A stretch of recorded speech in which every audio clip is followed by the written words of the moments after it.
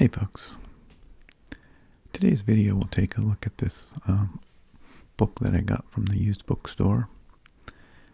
What Life Was Like in the Age of Chivalry. So it has a lot of the medieval art that I kind of find fascinating. What Life Was Like in the Age of Chivalry, Medieval Europe, AD 800 to 1500. So this book is from 1997. So today we would probably say CE, or the Common Era. But that's the time period this book is covering. It's a Time Life Books book. And today I'm not going to go through too much of it. We'll just look at a few pictures and I'll read a few of the little boxes. But here's what there are the contents. We may come back to this book at different times. It's got a section on From Roman Rule to the Renaissance, Overview and Timeline. So I'll probably look at that. And then In the Service of God. So that's, of course, probably going to talk about Crusades, perhaps among other things. Loyal Men and True, To the Manor Born, and Of Towns and Tradesmen. So those are the sections or chapters. And then there's an essay on monastic life, In God's Name, the Crusades, another essay, the Crusades, A Child's World, another essay, Cathedrals for the Glory of God is another one. So I don't know how far we'll get exactly, but we'll take a look at it. I think I will go through this timeline. So this timeline from Roman rule to the Renaissance is, 4 pages, one turn of the book. And maybe I'll read that whole section, see if I can get through that. When the Visigoths sacked Rome in AD 410 or CE 410, shock waves rippled throughout the European continent. The Caesars had bound Europe's diverse and far-flung provinces to Rome's central authority by establishing military outposts and a trade network stretching from northern England and Germany to every shore of the Mediterranean. The empire had also provided a common currency and language, Latin. But with the fall of Rome, the physical legacy of the empire, an extensive array of paved roads, aqueducts, and administrative towns, began to decay. Europe's government degenerated into a patchwork of small kingdoms and tribal states, constantly warring with their neighbors over land and power. Long-distance trade dried up. In the economic and political void, a new system based on the manor developed. The vast majority of Europe's population lived in small, self-sufficient communities as peasant farmers or serfs, bound to the local lord. Though not slaves in the strict sense, these serfs worked their master's fields and also owed him a share of the harvest from their own. In return, the Lord provided them with housing, farm animals, and perhaps most important, protection from roving bands of brigands and from the threat of foreign invasions. Possessions of the manorial estates was often given to soldiers who, having sworn allegiance to their lords, enjoyed the profits as payment for their military service. In time, men of arms would become known as knights, and an elaborate code of ethics, known as chivalry, would govern their actions, both on and off the battlefield. Through valorous service to their lords and booty garnered in tournaments with their peers, many knights became rich and powerful landowners in their own right. Throughout this early period, sometimes called the Dark Ages, one remaining vestige of the time of the Roman Empire, the Catholic Church sought to reunify Europe, both spiritually and politically. Knowing the influence a lord could have on his vassals, the Church sent missionaries to the nobility. These missionaries enjoyed great success in winning local rulers over to their faith, most notably Clovis I, king of the Franks, in about 496, and the influential king Ethelbert of Kent in 597. Ethelbert's capital, Canterbury, would become the spiritual seat of the English Church. Catholic monasteries sprang up throughout Western Europe in the 6th century. The Italian monk Benedict of Nursia composed a set of tenets that were embraced by subsequent practitioners of monasticism.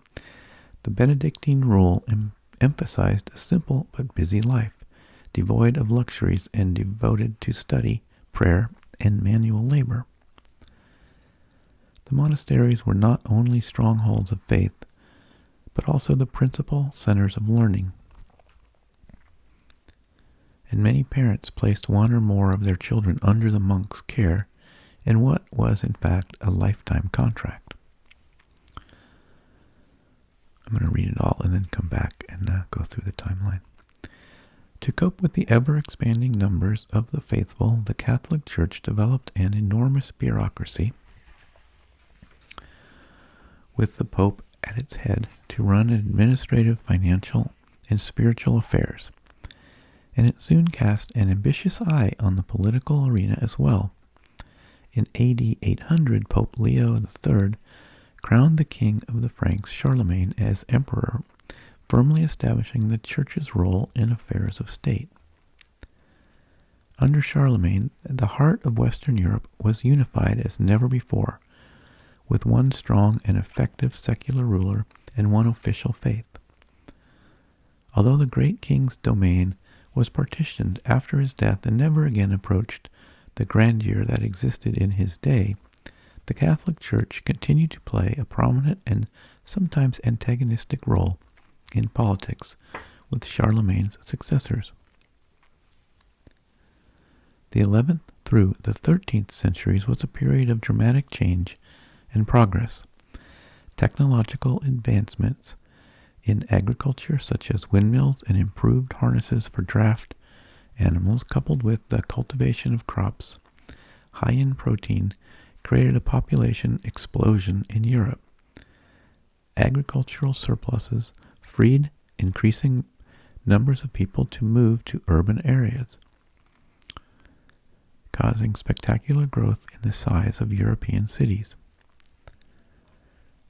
The backbone of Europe's urban revitalizations was a new economic rank, the merchant class. Many of these businessmen were former serfs who had started out as peddlers selling simple necessities from village to village. Then, as the cities and the standard of living grew, some of this group went on to amass great fortunes and to become the city's ruling class as well. Education became very important to these new middle and upper classes. Universities eventually emerged from informal clusters of teachers and began issuing degrees in specialized subjects such as law and medicine. The next 2 centuries, however, would bring grave reversals to this era of growth and prosperity. Though the threat of external invasion had faded, the nation-states of Europe continued to make war on each other, often with disastrous results. And nature itself would deliver the most devastating blow of all, an outbreak of bubonic plague that cut like a scythe through Europe's cities and countryside, killing tens of millions. In the wake of these calamities, people became increasingly dissatisfied with the social institutions of the day. The Church's constant meddling in secular affairs, for example, would eventually produce a backlash in the region north of the Alps. As papal authority waned and hostility toward the wealth and privilege of the Church increased, Christian piety would become more individualistic, resulting in large-scale religious reformation. And in Italy, a movement called itself humanist would produce the great cultural flowering of the Renaissance. Looking to classical Greece and Rome for inspiration, these humanists scornfully referred to the intervening 1,000 years as the Middle Ages. Though the humanists used the term derisively, the Middle Ages was a dynamic era distinguished by many important political, economic, social, and cultural changes and innovations, and the period provided the foundation for the incredible achievement of the Renaissance. In the ensuing chapters, the compelling stories of medieval people will reveal the depth of the age's faith, the complexity and purity of its ideals, the grandeur of its art, and what life was like. So let's take a look at this timeline. So we've got the sack of Rome at 410. The last Roman emperor was deposed in 470. Life of Benedict of Nursia, 480 to 550. And circa 496, conversion to Christianity of Clovis I, king of the Franks. Was the 768 to 814 was the reign of Charlemagne. 793 was the first Viking raid on England. 800, Pope Leo III crowned Charlemagne emperor in Rome. 909, founding of Cluny Monastery. 10 are circa 1000 CE. Horseshoes and new horse collar increased travel and farm production. I wonder if they'll have some illustrations of that, because it's kind of an interesting story. 1046, German King Henry III deposes 3 rival popes, begins papal reform. 1066, William the Conqueror wins England in Battle of Hastings. So I don't know, they probably won't cover that here, but that's also caused a big change in the English language. From 1079 to 1148, life of Peter Abelard. 1090 to 1153, life of Bernard of Clairvaux. And in 1096 to 1099, the first crusade to the Holy Land. I'm sure that will be discussed. Maybe not tonight, but in this book somewhere. 1098 to 1179, life of Hildegard of Bingen. 1122 to 1204, life of Eleanor of Aquitaine.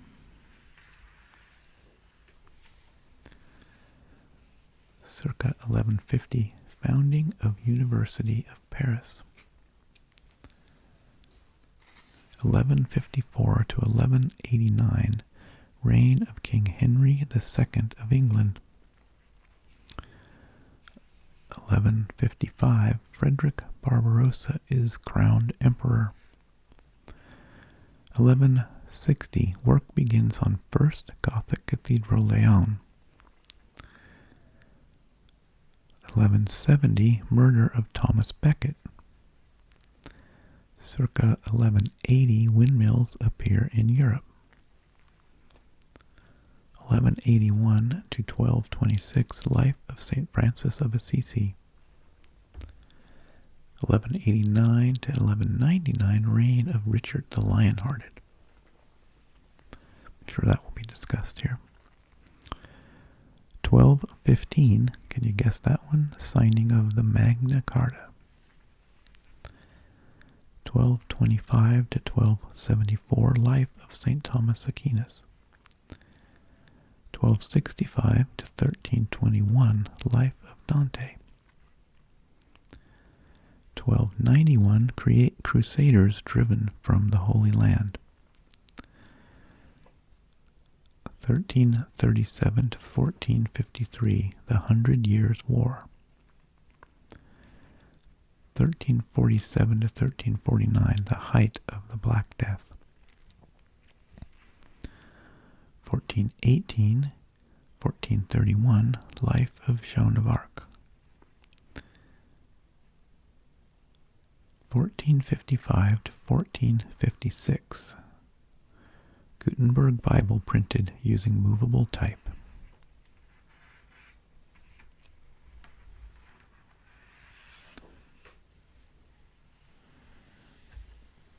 So this is a map of most of Europe and all the way into the Mediterranean. Much of the area shown on this map, from York in the north to Augsburg in the east, and all the land bordering the Mediterranean Sea, was controlled by the Roman Empire.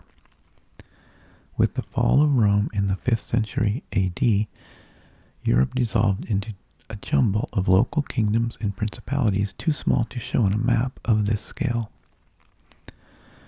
During the first half of the Middle Ages, the threat of foreign invasion was ever present. Muslim armies from northern Africa conquered Spain and pushed into France. Fierce nomads from the distant steppes of Central Asia periodically swept in, spreading terror and mayhem. And Norsemen from Scandinavia conducted destructive raids on the coastal regions of northern Europe. In AD 800, much of Western Europe achieved political unity under Charlemagne. Charlemagne's empire did not long outlive him. However, as his realm was partitioned after his death, and borders remained fluid for the rest of the medieval period. But Charlemagne's conquest defined the area as a cultural unit, and he became known as the father of Europe. Some of the more famous kingdoms of this later era are listed on the map at left. Many of these names have survived as provinces in modern-day European states.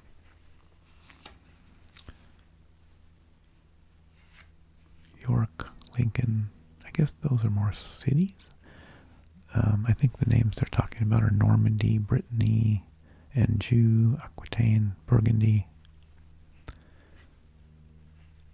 think that's what they mean, not the cities.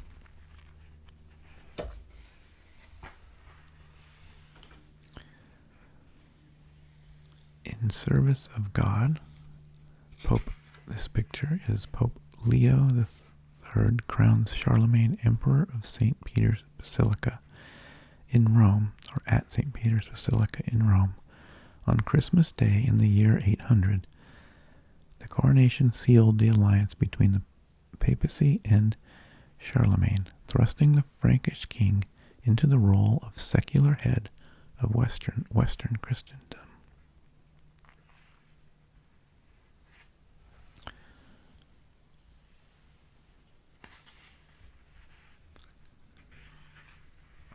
It's amazing to imagine you can go and stand in that same place.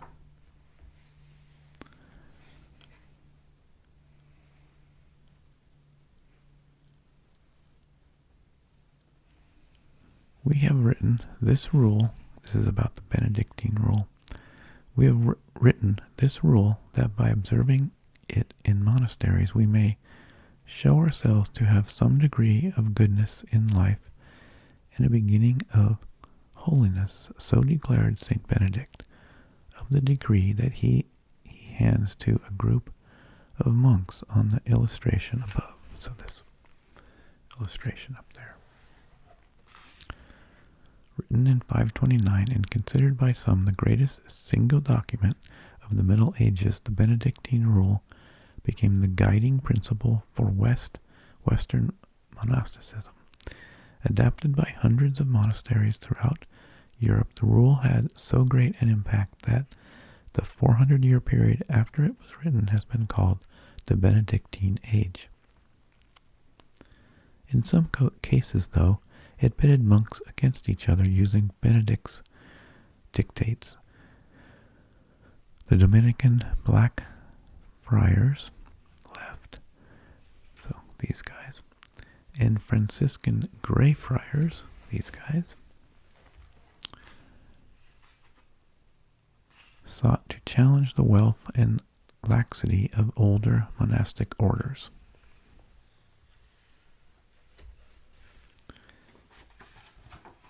So I guess I was wrong that this period would be about the Crusades. It's more about the papacy and the Catholic religion, or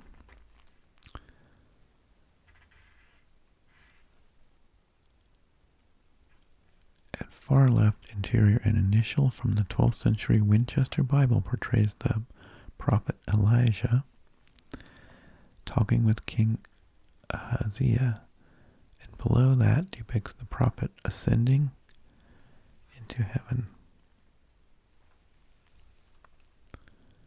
in a chariot. This is this one over here.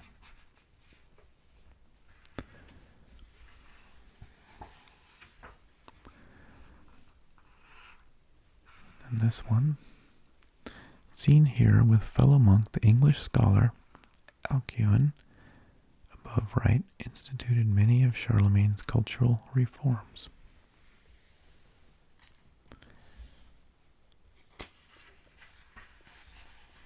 This says a uniform script. Although he was barely able to scratch his own name, Charlemagne promoted learning and scholarship through his empire.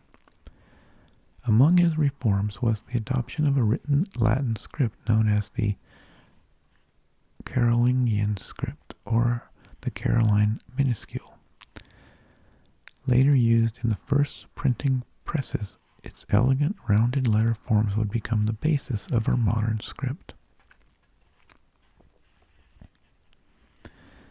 The 8th century manuscript shown at left, an excerpt from the Gospel of Matthew, illustrates some distinctly modern elements of the Carolingian script, highlighted below. The ampersand, which comes from Latin for end, and the use of abbreviations such as the shortening of Dominus, Lord or God, to DS.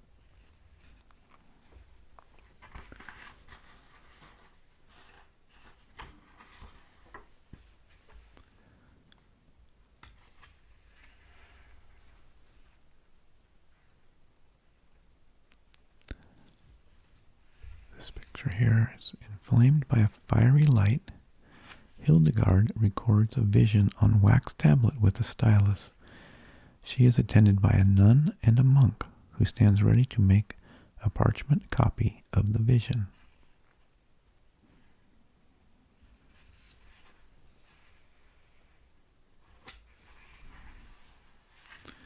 Well, maybe I'll read this little box.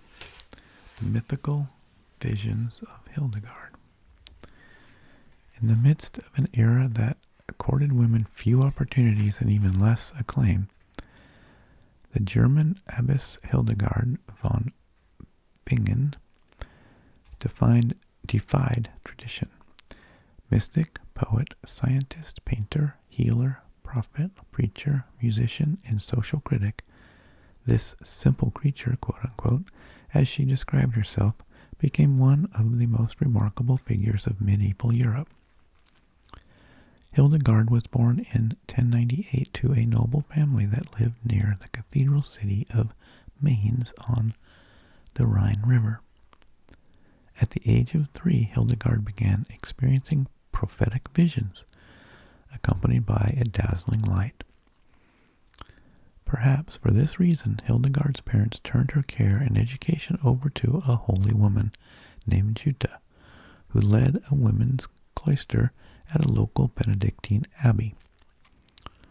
Jutta taught her well, and upon Jutta's death, Hildegard at age 38 became the abbess. Unsure of the origin of her visions, Hildegard had told few people about them. But after becoming abbess, she had a vision that changed her life. The heavens were opened, and the blinding light of exceptional brilliance flowed through my entire brain. She wrote, and God commanded her, write what you see and hear. With great reluctance, she began to describe her revelations, elaborately detailed images that dealt with such subjects as the fall of Lucifer, the creation, and the last judgment. My consciousness had been transformed, she later wrote about this period, as if I no longer knew myself, as if raindrops were falling from the hand of God upon my soul.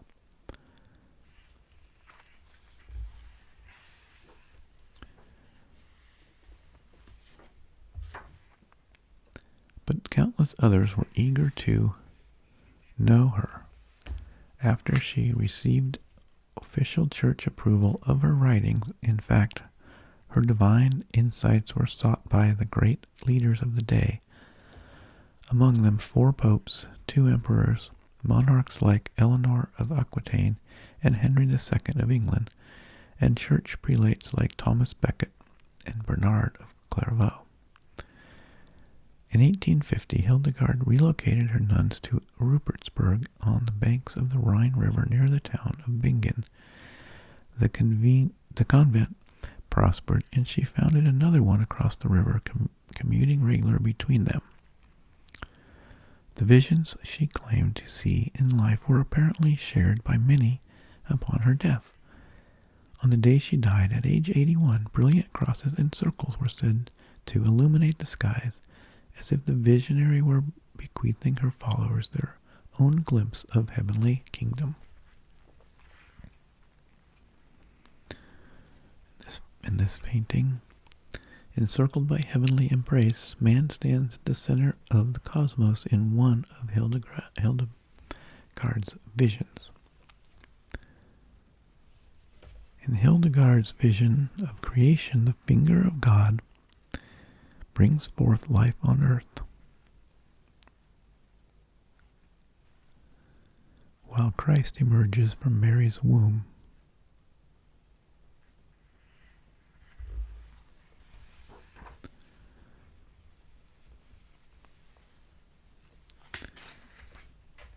Most patients lie to a bed in this French hospital, which, like many medieval hospitals, was run by nuns or monks for the benefit of the poor.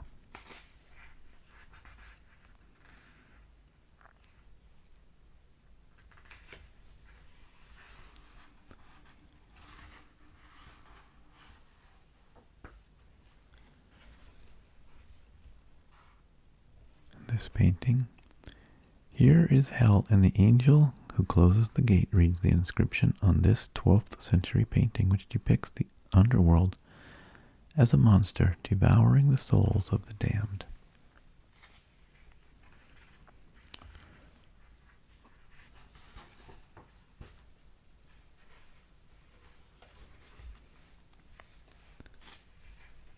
To escape the terrors of hell and achieve eternal salvation, people were instructed to stay close to the church and its teachings. In the 15th century painting, in this 15th century painting right here, the congregation kneels respectfully as priests deliver sermons, celebrate Mass, and administer the sacraments. Power of relics. Carried by knights in their sword hilts, worn by pilgrims in small bags around their necks, or displayed in precious gilded or bejeweled reliquaries, such as the one below, which contains an arm bone of Saint Babylas, a martyred Syrian bishop. Relics were an integral part of religious life in the Middle Ages. According to the church, remains such as the clothing, bones or hair of a dead saint were impregnated with the spirit of the deceased and so possessed mystical properties, the capacity to heal, grant wealth, or confer spiritual blessings.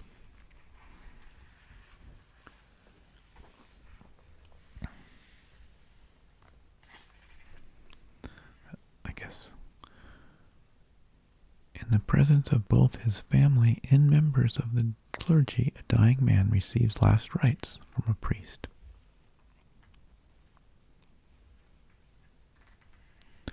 They're not crediting the photo or the paintings in this one.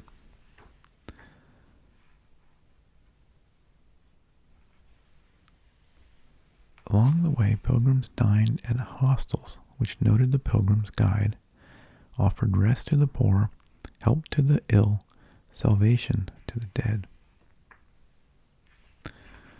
So here's St. James, far left, was often depicted as a Compostela pilgrim himself, complete with his staff. Sorry, that must be this one. Hat with scallop shell, travel bag, and what is probably a leather-bound copy of the scriptures. Written in Latin by an unknown Frenchman in the 1130s, the Pilgrim's Guide was a prototype of the modern guidebook. A page from the book is shown at left. The map below indicates the chief pilgrimage routes across France to Santiago de Compostela in northwestern Spain.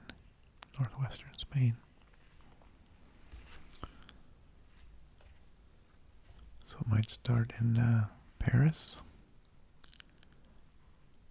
Pézelet, Le Pauv, Saint-Gilles, Orleans, goes to Santiago de Compostela, Pedro.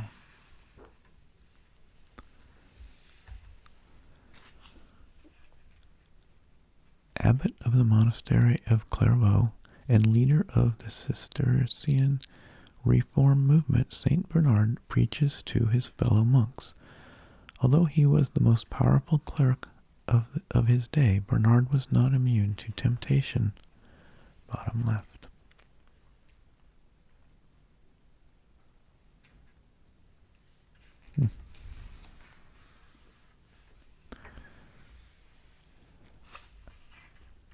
Unscrupulously taking advantage of his position and the couple's hospitality, a monk dines with the pair in one scene of this painting, and in the next, while his host is at prayer, commits adultery with the man's wife.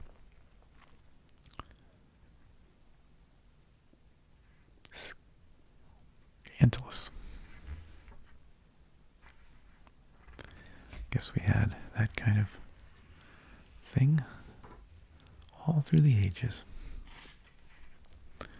Despite his vast achievement as a religious scholar, Peter Abelard is best remembered for his love affair with his student, Heloise.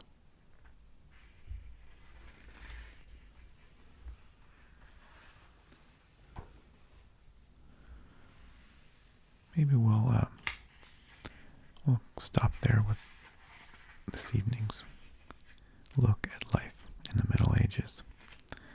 I can always pick it up another time.